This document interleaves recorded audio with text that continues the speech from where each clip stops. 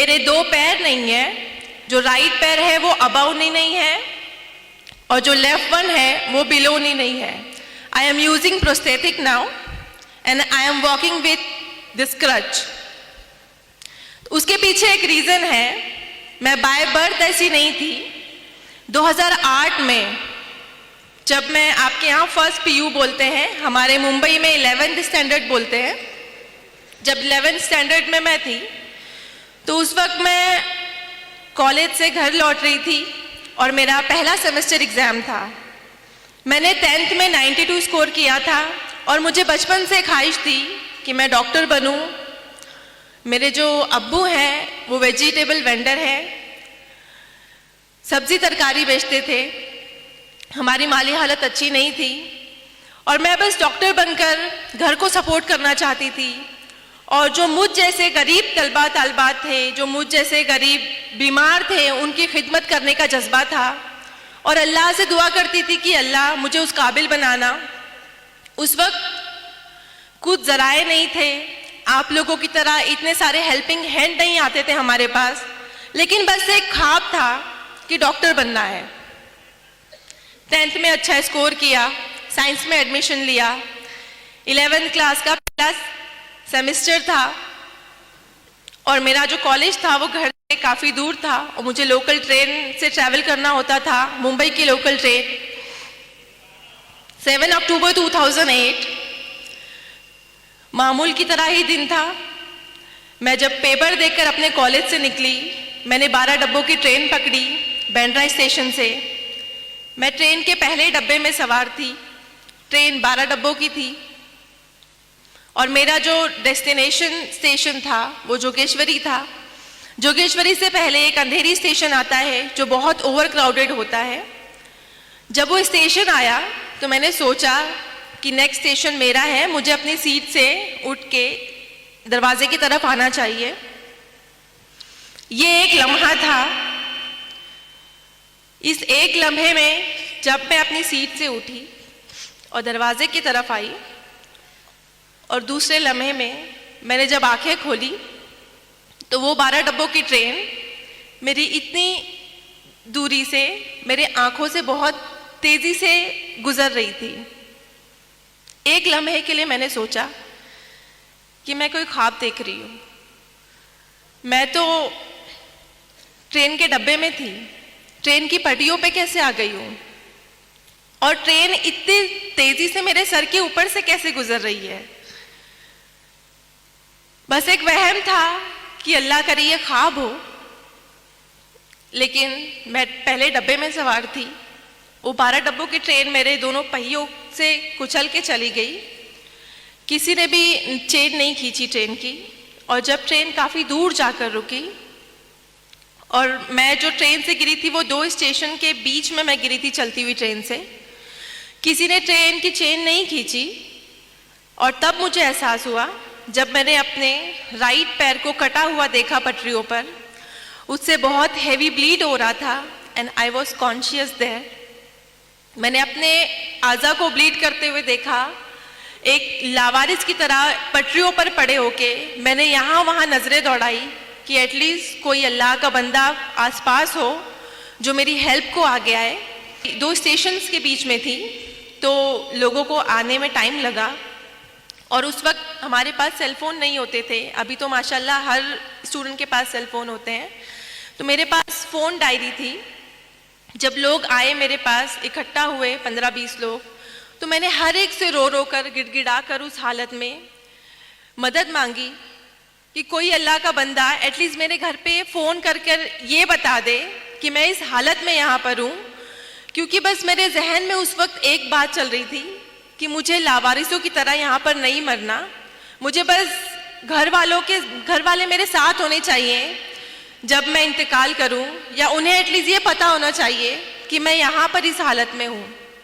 लेकिन अल्लाह की आजमाइश थी कि उस 15-20 लोगों में से किसी ने भी मेरी हेल्प नहीं की। मुझे छूना तो दूर की बात, उन्होंने मेरे फ़ोन डायरी से नंबर तक कॉपी करके फ़ोन लगाने की जहमत नहीं की, क्योंकि उन्हें डर था पुलिस इंटरोगेशन का, उनसे सवालात किए जाएंगे एटसेट्रा, बहुत सारी चीज़ें थी। तो उन्हें वो भी मजबूर थे और तकरीबन 15-20 मिनट बाद मैं उसी हालत में वहाँ पड़ी रही, रोते हुए, गिड़गिड़ाते हुए। उसके बाद मुझे रेलवे की हेल्प मिलती है और मुझे गवर्नमेंट हॉस्पिटल लेकर जाते हैं। यहाँ भी अल्लाह की आजमाइश थी मेरे साथ कि जिस गवर्नमेंट हॉस्पिटल में मुझे लेकर जाया गया वहाँ पे ऑपरेशन स्ट्राइक था। मेरा जो एक्सीडेंट था वो तकरीबन 10-11 बजे हुआ और मैं शाम के 6 बजे तक उसी हालत में हॉस्पिटल के कॉरिडोर में पड़ी रही, क्योंकि उनका ऑपरेशन स्ट्राइक था। मुझे कोई भी सहूलत मुहैया नहीं की गई, बस सुपरफिशियल ड्रेसिंग करके मुझे ट्रॉली पर वहीं छोड़ दिया गया। जब मेरे घर वालों को इतला दी गई, जब उन्हें पता चला, वो भागते हुए आए और मुझे प्राइवेट हॉस्पिटल शिफ्ट किया। प्राइवेट हॉस्पिटल में शिफ्ट होने के बाद मैं तकरीबन 2.5 महीने एडमिट रही। मेरा इलाज हुआ। मेरे जो डॉक्टर रहे, सर्जन, उन्होंने मोटिवेट किया मुझे। जब ये एक्सीडेंट हुआ मैं 16 साल की थी और एक लम्हे में दोनों पैर मुझसे छिन गए थे। जो राइट है वो above knee and left is below knee. उस वक्त मैं बहुत टूट गई थी। मेरा जो दिमाग था बहुत बुरी तरह से जख्मी हो गया था जिस्म के साथ में, और जो लोग इयादत को आते थे वो उनके ज़बान पर यही बातें होती थी सेल्फ पिटेनेस की, कि 16 साल की बच्ची है, गरीब माँ बाप की औलाद है, ज़िंदगी भर माँ बाप के ऊपर बोझ बन के रहेगी, 2 पैर नहीं है, माजूर है, अपाहिज है, इसका कोई फ्यूचर नहीं है, इसको ज़िंदा क्यों रखा है। मैं भी अपने जहन में काफ़ी बातें सोचती थी और मेरी जगह अगर कोई भी होता, कोई भी 16 साल का लड़का या लड़की होती तो वो भी यही सोचती कि इस ट्रेन एक्सीडेंट में अल्लाह ने मुझे दूसरी ज़िंदगी तो दी, लेकिन इस तरह की बेबस वाली ज़िंदगी कि मैं एक तरफ से दूसरी तरफ खुद से करवट नहीं ले सकती हूँ, मैं खुद से वॉशरूम नहीं जा सकती हूँ। मुझे मेरी अम्मी गोद में उठाकर यहाँ से वहाँ वॉशरूम लेके जाती थी। तो पूरी तरह से मैं अम्मी के ऊपर, घर वालों के ऊपर डिपेंड हो गई थी, और वो डिपेंडेंसी की लाइफ मैं नहीं चाहती अल्लाह किसी को दे। लेकिन उन हालात में और लोगों के जो जुमले होते थे वो मुझे सोचने पर मजबूर कर देते थे कि सच में अल्लाह तूने मुझे दूसरी ज़िंदगी क्यों दी। मुझसे 2 पैर छीन लिए लेकिन मुझे ज़िंदा रखा। उस क्यों का जवाब मैं बहुत शिकवे करती अल्लाह से कि अल्लाह ने मुझे ज़िंदा क्यों रखा। हर एक दिन दर्द से गुजरता मेरा। जब भी ड्रेसिंग होती हॉस्पिटल में मेरी चींखें गुजा करती थी, लेकिन मैं हमेशा शिकवा गुजार होती अल्लाह से कि अल्लाह ने मुझे दूसरी ज़िंदगी क्यों दी, तूने क्यों ज़िंदा रखा मुझे। उसका जवाब मेरी अम्मी ने कुछ अल्फाज कहे जो मैं आपको बताना चाहती हूँ। मेरी अम्मी ने मुझे बस ये कहा कि बेटा हम अशरफुल मखलूक़ात हैं, लेकिन हमें गैब का इल्म नहीं है। गैब का इल्म सिर्फ अल्लाह रब्बुल इज़्ज़त को है। आपके पास पूरा जिस्म है, आपके पास दिमाग है, आपके पास हाथ है, आपके पास आँखें हैं, आपसे सिर्फ छीना है तो क्या 2 मामूली पैर, सिर्फ 2 पैर लिए अल्लाह ने आपसे, और वो भी अल्लाह की चीज़ थी, तो उससे शिकवा कैसा। आपके पास दिमाग है, आपके पास आंखें हैं, हाथ हैं, आप पढ़ाई करो, अपना ख्वाब पूरा करो। तो इस मोटिवेशन में मेरी घर वालों ने बहुत सपोर्ट किया।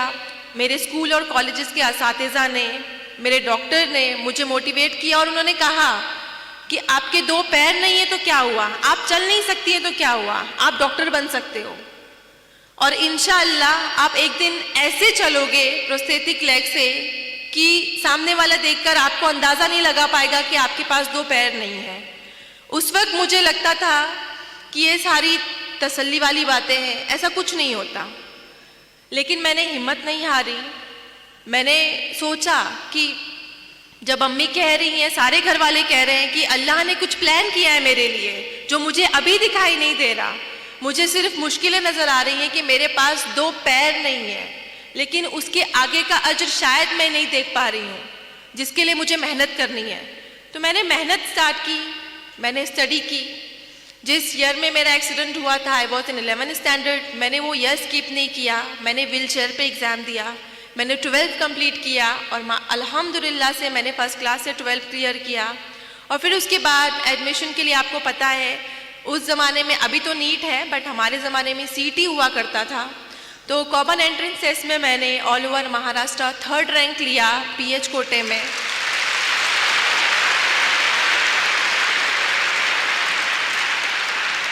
थर्ड रैंक लेने के बाद जिस तरह आपको खुशी हो रही है, मुझे इससे ज़्यादा खुशी हुई थी कि अल्हम्दुलिल्लाह मैं अपने ख्वाब के बहुत नज़दीक हूँ। और उसी दौरान मुझे ये प्रोस्थेटिक लगे, बायलैटरल जो प्रोस्थेटिक है मेरे नकली पैर, इससे मैंने चलना फिरना सीखा और मैंने 12 एग्ज़ाम क्लियर किया, सीईटी क्लियर किया। लेकिन यहाँ पर भी अल्लाह ने आजमाइश रखी मेरे लिए। मेडिकल में एडमिशन के लिए सारे डिसेबल पीपल को एक काउंसलिंग होती है, मेडिकल एग्जामिनेशन होता है और वहाँ पर हमारा डिसेबिलिटी परसेंटेज डिसाइड किया जाता है कि how much disable we are. तो वहाँ पे जब हम काउंसलिंग को गए, बहुत सारे कैंडिडेट आए हुए थे, मैं भी उनमें से एक थी। जब मेरा एग्जामिनेशन किया उन्होंने, तो मुझे मेरे डिसेबिलिटी सर्टिफिकेट पे उन्होंने 89% डिसेबल लिखा।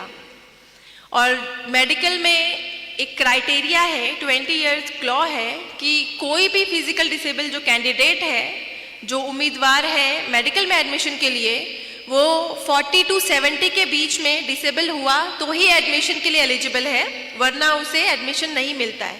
तो I was more than 70% disable that time. और तो मुझे मेडिकल में एडमिशन के लिए डिनाई किया गया कि आप 89% डिसेबल हो, आप 2 क्रचेस यूज़ करते हो, आपके पास 2 पैर नहीं है, तो आप मेडिकल में एडमिशन नहीं ले सकते हो, आप डॉक्टर नहीं बन सकते हो। उस वक्त जो मायूसी की लहर थी मेरे अंदर, वो मेरे एक्सीडेंट के वक्त से ज़्यादा थी, क्योंकि मैंने बहुत मुश्किलों से अपने आप को समेटा था। मैंने बहुत यकीन किया था अल्लाह की ज़ात पर कि अल्लाह ने मेरे लिए कुछ बड़ा रखा है, क्या पता इसी के ज़रिए मुझे डॉक्टर बनना लिखा हो। लेकिन जब डिनाई हुआ तो मैं बहुत फिर से मायूस हो गई। लेकिन वहाँ पर मेरे डॉक्टर ने मुझे सजेस्ट किया कि आपके पास एक और रास्ता है, आप नाउम्मीद मत हो अल्लाह की ज़ात से, आपके पास एक और ज़रिया है, आप बॉम्बे हाई कोर्ट में अपना केस फाइल कीजिए। मेरे लिए बहुत अनोखी बात थी, आई थिंक आप लोगों के लिए भी होगी, कि मेडिकल में या कोई भी इंस्टीट्यूट में एडमिशन के लिए एक बच्चा जिसके पास एक अच्छा रैंक है, जो एलिजिबल है, उसे बॉम्बे हाई कोर्ट क्यों जाना है। उस वक्त मेरी समझ में नहीं आया, लेकिन मैंने हिम्मत नहीं हारी और मैंने अल्लाह से दुआ की, बहुत गिड़गिड़ा के दुआ की और अल्लाह पर यकीन रखा कि अगर इस तरह अल्लाह मुझे इस मेडिकल में एडमिशन को दिलाता है तो मैं ये भी ट्राई करूँगी, मैं हारूंगी नहीं इस मकाम से। तो मैंने बॉम्बे हाई कोर्ट में मैंने 2011 में केस फाइल किया against medical council.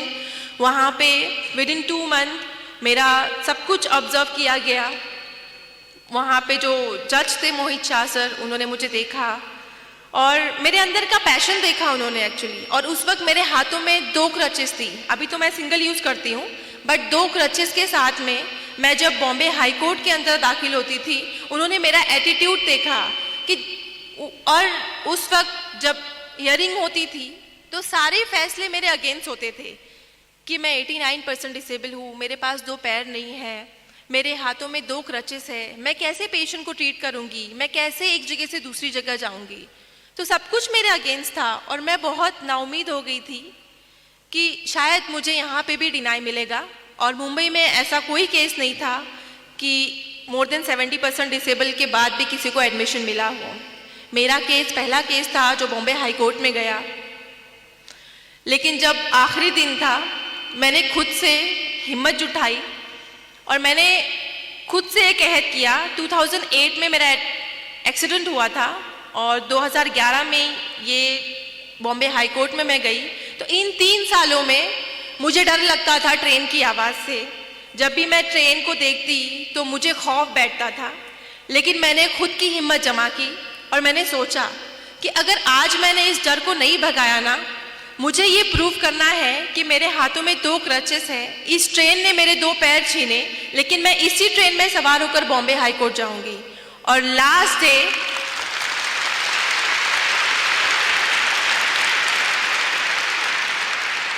Court hearing का फाइनल डे था, जब मेरे फेवर या अगेंस्ट में फैसला आने वाला था। मैंने ये रिस्क लिया, मैं अकेले मेरे जोगेश्वरी से CST ट्रेन में ट्रैवल करके गई और ये बात मेरे एडवोकेट ने जज साहब को बताई। वो बहुत इम्प्रेस हुए।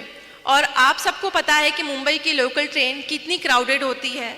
उन्होंने कहा कि हम जैसे नॉर्मल इंसान नहीं आ सकते एक जनरल डब्बे में, और ये बच्ची जस्ट बिकॉज इसको एडमिशन चाहिए, उसके अंदर इतना पैशन है कि उसको डॉक्टर बनना है, मैं इसको एक मौका देना चाहता हूँ।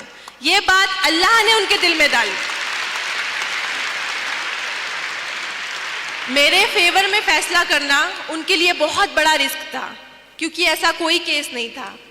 लेकिन उन्होंने मेरा पैशन देखा, हार्डवर्क देखा, अल्लाह पर यकीन देखा, और उन्होंने अल्हम्दुलिल्लाह मेरे फेवर में जजमेंट दिया। और उसके बाद आप अल्लाह के करिश्मे देखिए कि जहाँ एक तरफ मुझे लगता था कि मुझे मेडिकल में एडमिशन नहीं मिलेगा, और दूसरे दिन ये हुआ कि मेरे फेवर में जजमेंट देने के बाद मुझे इंडिया के टॉप मोस्ट कॉलेज में एडमिशन मिला, सेठ GS medical college and KEM hospital. मैं बहुत ज़्यादा शुक्रगुजार हुई अल्लाह की, और मुझे यकीन हो गया और यकीन पुख्ता हो गया कि अल्लाह ने इतनी आजमाइशें लिखी तो है मेरी ज़िंदगी में, लेकिन मुझे नवाजा क्या जो मेरी हैसियत भी नहीं थी। मैंने कभी नहीं सोचा था कि मुझे इतने टॉप मोस्ट कॉलेज में एडमिशन मिलेगा, लेकिन मेरे ऊपर एक जिम्मेदारी थी कि मुझ पर भरोसा करके जो चीफ जस्टिस सर ने मेरे फेवर में सबके अगेंस्ट जाकर मेरे हक में फैसला सुनाया था, मुझे उनको सही साबित करना था। और मुझे उन तमाम लोगों को गलत साबित करना था जो अयादत के दौरान आते थे और मुझ पे ताने कस के जाते थे कि ये ज़िंदगी भर माँ बाप के ऊपर बोझ बनकर रहेगी, इसकी लाइफ में कुछ भी प्रोग्रेस नहीं होगा, ये हमेशा बेड रिडन रहेगी। मुझे उन सबको प्रूव करना था कि 89% डिसेबल होने के बाद, 2 पैर नहीं होने के बाद भी एक लड़की, मुस्लिम माशरे से ताल्लुक़ रखने वाली लड़की डॉक्टर बन सकती है। MBBS डॉक्टर बन के मुझे उन लोगों को गलत साबित करना था। 5.5 साल मैंने बहुत तकलीफ़ें उठाई। हमारे लेक्चर हॉल काफ़ी दूर होते थे। हर लेक्चर में मैं 10-15 मिनट लेट पहुंचती। एहसास कमतरी होता मुझे कि मैं लेट पहुंच रही हूँ, मेरा लेक्चर मिस हो रहा है, और 3-3, 4-4 घंटे नॉन स्टॉप खड़े रहना होता था। लेकिन मैंने इन सारी जो नेगेटिव बातें जहन में बनती कि मुझे दर्द हो रहा है, मुझे नहीं करना है, मुझसे नहीं होगा, इन सब को मैंने हटा के एक गोल फोकस किया। जैसा कि सर ने बताया कि अगर आपका गोल, आपने अपने गोल को फोकस किया है तो बाकी की जो नेगेटिविटी है वो आपको कभी भी रुकावट नहीं बनेगी। मैंने हमेशा एक गोल फोकस किया था कि मुझे MBBS करके लोगों को जवाब देना है, और मेरे जैसे जो जितने भी कैंडिडेट होंगे, जिनको भी डिनाई होता होगा या जो भी मायूस हो जाते होंगे, उनके लिए नई राह खोलनी है। मेरा एक मकसद था। तो मैंने 5.5 साल कड़ी मेहनत की, अल्लाह से दुआ की, और अल्लाह पर यकीन रखने का फल मिला।